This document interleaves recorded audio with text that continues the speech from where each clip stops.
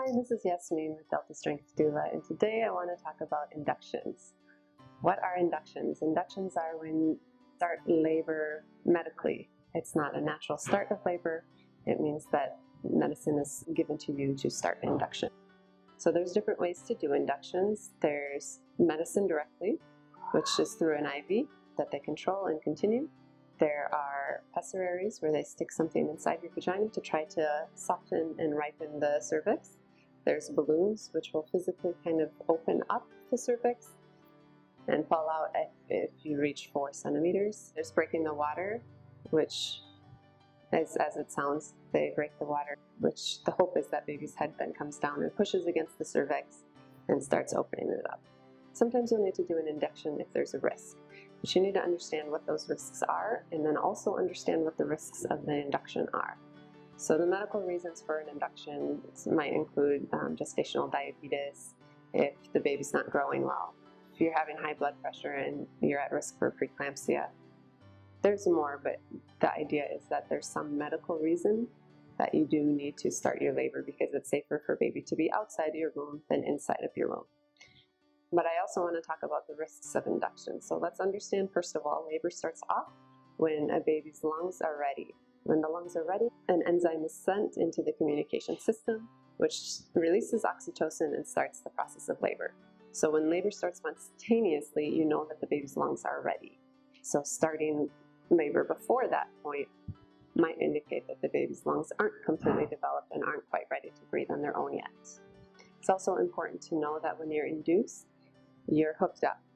Generally, especially if it's a medication induction, you need to be monitored 100% of the time. So that means you have straps on you monitoring the uterus and the contraction level, and strap on monitoring the baby's heart rate. What this means is that your mobility might be a bit more limited. You might be able to go on the ball, you might be able to stand up and walk slightly around, take the pole with you. Especially anytime you're continuously monitoring, the range of motion that you can have is not very much. You're also not a candidate then to get in the water for water immersion or a water birth, or to go in the shower for water relief.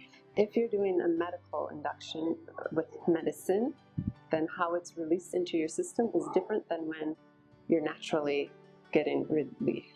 The way that the hormones are released naturally is that they go to the different levels of the uterus as they're needed. So the cervix first, then the sides, then the top, and the fundus for the pushing. But if you're getting a medicated induction, then it floods the whole uterus at the same time. It goes to all the parts at the same time, which also then means that the uterine receptors are not as receptive. They get tired.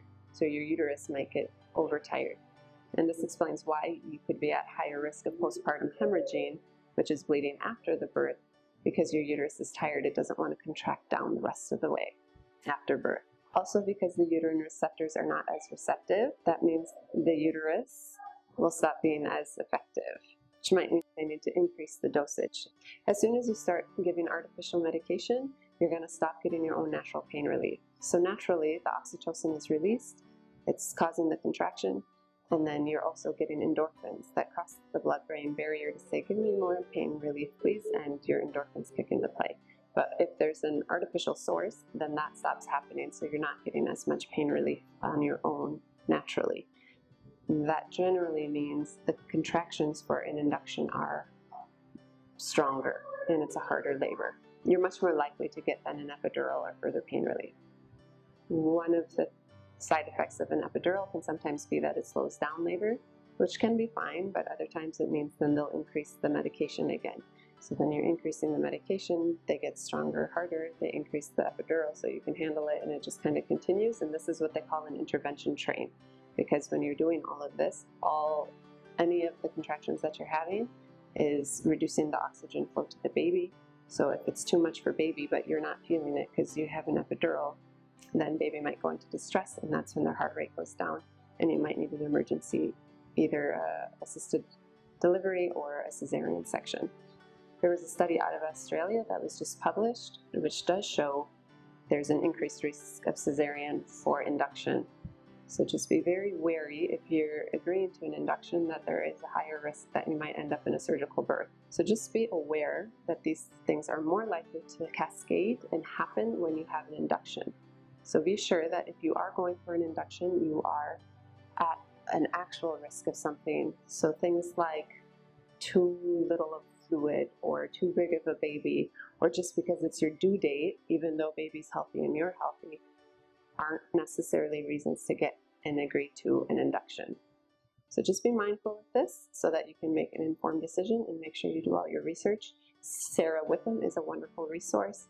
Evidence-Based Birth is a wonderful resource. I would say maybe asking on mom platforms isn't the best resource, because there are successful induction stories, but there's also a lot of rough induction stories, and birth can be a lot more gentle than an induction will allow for.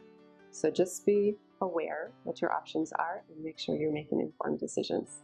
If you have any questions, please get in touch. I'm happy to answer it for you. DeltaStrengthDoula.com. I'm Yasmin. Thank you.